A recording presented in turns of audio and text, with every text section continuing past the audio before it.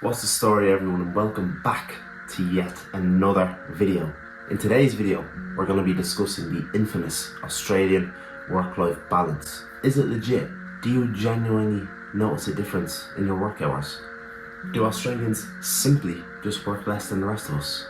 It's a very interesting topic and not one that I see discussed in detail too much. But just before we get into this juicy conversation, I'd like to kindly offer you a reminder that if you find this video interesting, informative, entertaining, then please consider liking the video and also subscribing. We're within touching distance of 10,000 subscribers. 1/10 of the way to that almighty silver YouTube plaque. Now, just as a heads up, the people that go to work in the mines over in Australia do not qualify for this discussion, as they're willingly sacrificing any form of balance by going there, and more power to them, making bank like you wouldn't believe. Firstly, let's start off with trying to define what work-life balance actually means, because throwing the word balance into a phrase just immediately makes it vague, like a balanced lifestyle or a balanced diet, etc, etc. Alright, so in my opinion, work-life balance can be defined in three ways. Number one, you simply just work less hours during the week. Pretty straightforward. Number two, you start work earlier and you finish work earlier. And number three, your life outside of work contains more substance and enjoyment. Now, the first two, I'd argue, are marginally true. First of all, it depends entirely on what job you're working, because everybody's hours vary. I'm a trade assistant for an electrical company, and the difference in standard work hours for me is barely noticeable. I start about an hour earlier than I usually would, and accumulatively I work probably one less hour during the week. It's difficult to argue that that totally justifies a superior work-life balance than at home. And listen, I'll put my hands up first and foremost and say us electricians are entitled little shits. We finish the earliest on site every day. Everybody else starts work at 7 and finishes at around 5 or 6 every day. You would damn near call that involuntary servitude. Forget work-life balance. But the most legitimate way to analyse the work-life balance over in Australia is definitely your overall enjoyment of life outside of work, and just your enjoyment of life as a whole.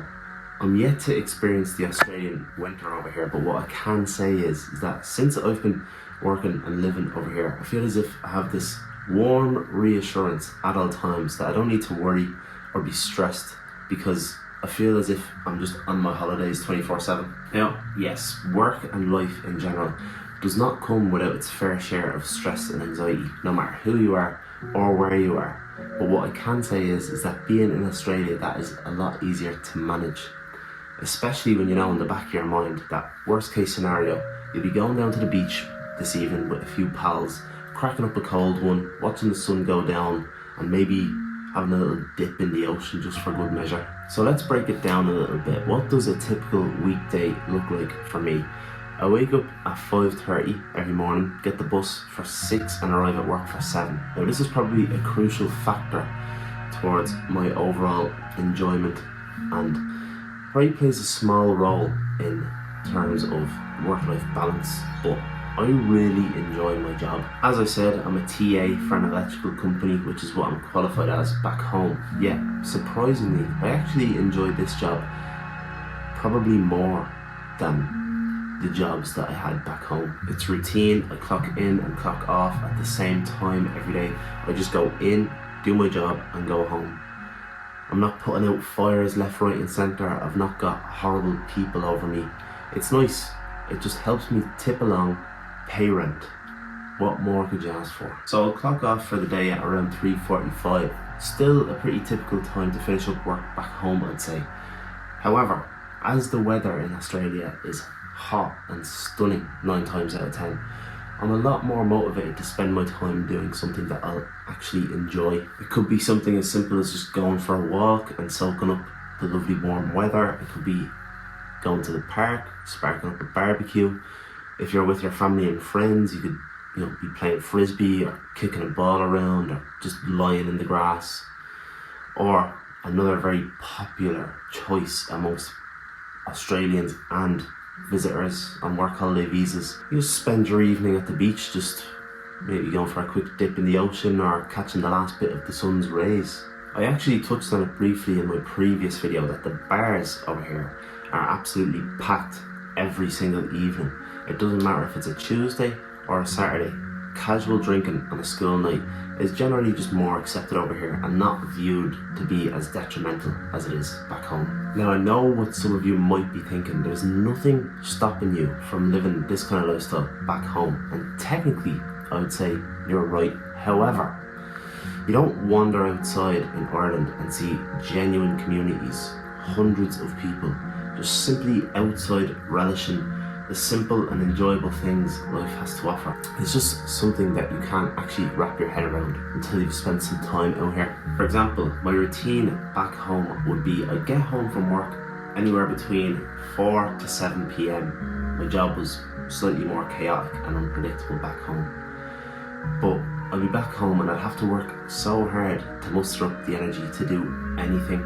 The skies were either grey or it was pissing down, or the sun was out for 5 minutes and then it absolutely starts pissing down once you're out for a walk and you're too far to turn back home. Next thing you know, it's 6:30 and it's pitch black out. Every single evening consisted of an hour or two of Netflix with the missus and then bed. Rinse, repeat, rinse, repeat. Next thing you know, 3 years have flown by and your routine hasn't changed. Contrast that experience to the one that I have out here and it is night and day difference. I have the motivation and the choice to do whatever I please every evening, and it doesn't have to be too complex. The beaches are absolutely stunning out here. I can take a 10-minute bus into Kings Park. There's palm trees, there's a view of the city. I can just sit there, bring a 4-pack of cans, listen to some music. What more could you ask for in life? And I'm sorry, I just have to wax lyrical about this place on here because my friends and family are sick of me telling them how great my life has been the last 3 months. I mean, just the markets, man. The markets over here are just so wholesome. They have one on the beach on Thursdays and you just rock up with an appetite, grab yourself some fresh tacos, kebabs or Asian food, go grab a smoothie or an ice cream and just watch the sunset.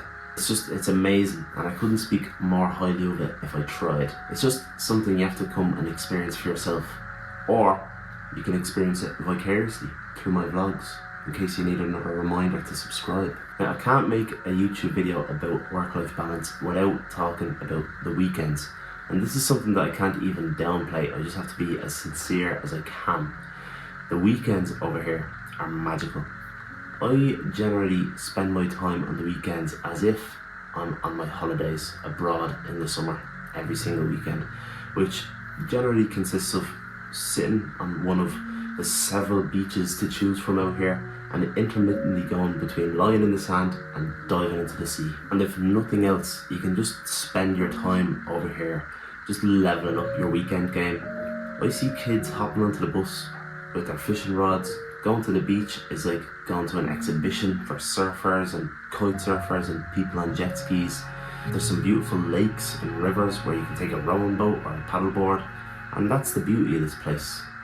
The attitude is so laid back and just about enjoying your life to the maximum, not stressing and worrying about work 24/7. But before I get too ahead of myself, I don't want it to make it seem as though this life is for everybody. People have totally different preferences. There have been many people that have flown out here, experienced this life for themselves, yet they still prefer to be back home. Australia isn't one size fits all. However, if I were to quantify it, I would say I'm 99% sure that if you were to move out here successfully and experience this life for yourself, that you wouldn't swap it for anything, including your past life back home.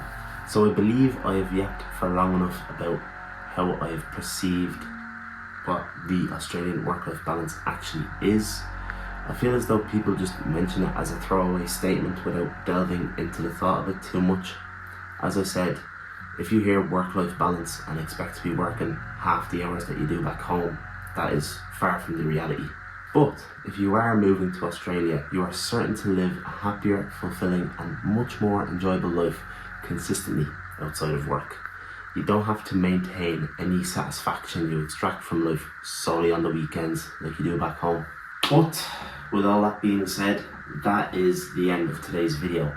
I really hope you enjoyed it and it provided some sort of value. If it did, definitely, and I mean definitely, leave a like on the video and subscribe. Leave a comment with your thoughts about all the things that I've mentioned in this video, and most importantly, have a great day. I'll see you in the next one. Bye bye.